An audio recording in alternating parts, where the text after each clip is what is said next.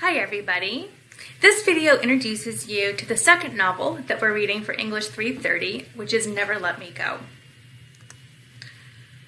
I'm going to begin by talking a little bit about the author, Kazuo Ishiguro.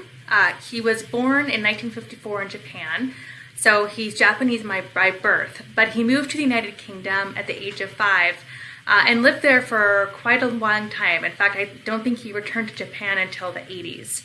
So as a writer, a lot of his works actually sort of, explore the sort of sense of not really fitting in one particular place. He's received many prestigious awards for his books, including the Nobel Prize for Literature in 2017. And a lot of his novels are actually set in the past.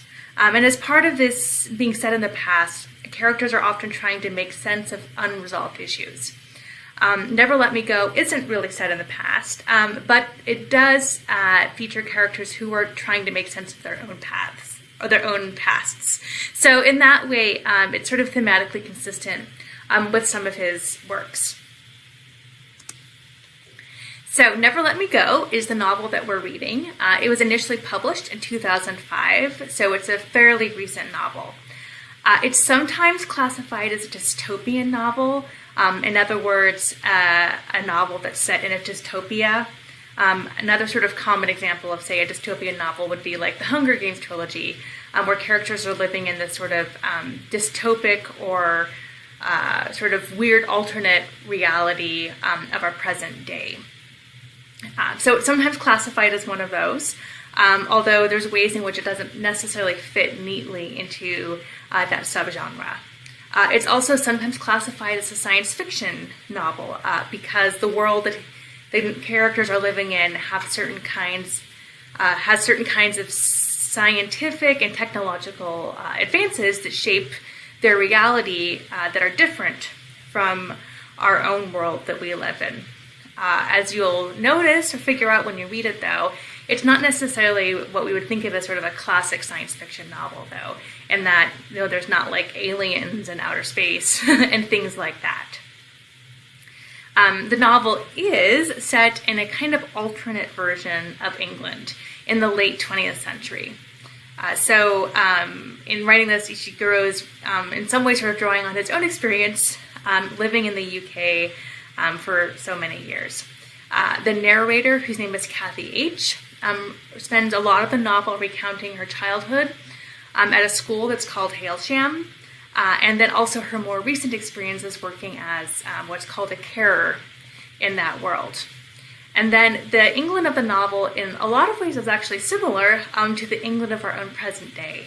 However, there's a few significant differences that will be revealed as you read the novel. And I won't go into those in detail because I don't want to spoil anything. So I have some questions for you to sort of keep in mind as you're reading the novel. And as with the other questions that I've given you, if you sort of keep these questions in mind and take notes that help you answer these questions, you'll have a head start for journal entries and also discussions for this novel. So the first couple questions are just about the characters. So first of all, how did Kathy's friendship with Ruth, who's another major character in the novel, begin? And how does their relationship change as they grow older? Secondly, the second question has to do with the character of Tommy. So how is Tommy different from the other boys at Hailsham? And how would you describe his friendship with Kathy? And then how does their friendship and their relationship in general change as they grow older? So I want you to just keep in mind how these two sort of sets of relationships, the relationship between Kathy and Ruth, and then the relationship between Kathy and Tommy, how they sort of change as the characters grow older. I also want you to think specifically about sort of Hailsham as a place, this school. Kathy tells us that being creative is emphasized and was emphasized during her time at Hailsham. So what are some of the ways that it was emphasized, and why do the characters believe that it was so important for them to be creative once they leave Hailsham? And then in addition to that, how were Hailsham students different from normal people?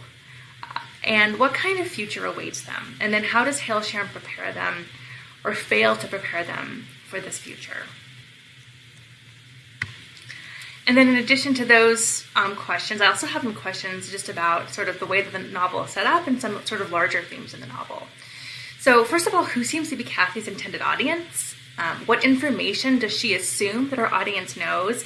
And what experiences does she assume her audience has had? So pay attention to these moments in the novel where Kathy says things like, I don't know about what it was like where you grew up, or you probably know X, or you've probably experienced Y.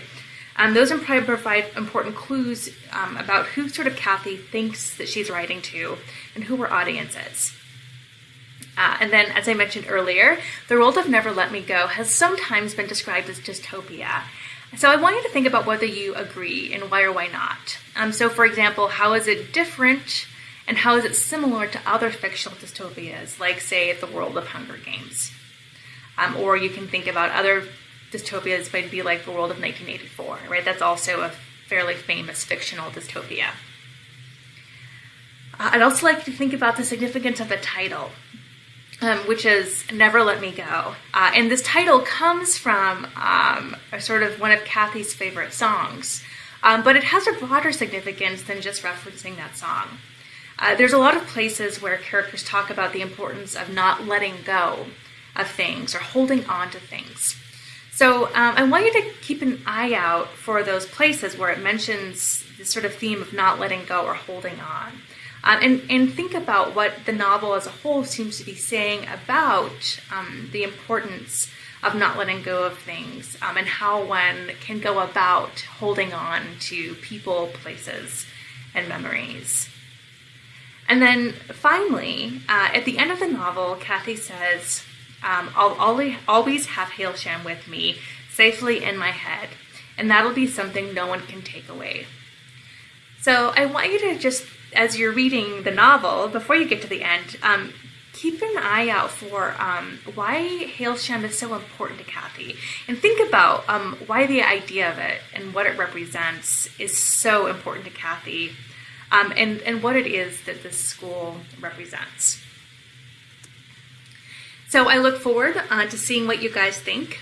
There's also a more extensive list of guiding questions on Blackboard that you can, I also encourage you to sort of use as a guide as you're reading through the novel. If you keep an eye on that and as you sort of use that as a guide for reading the novel and take notes that help you answer some of those questions as you're reading the novel, you'll be much better prepared when it comes to the journal and then also to the discussions and then even possibly to the final paper. So please let me know if you have any questions.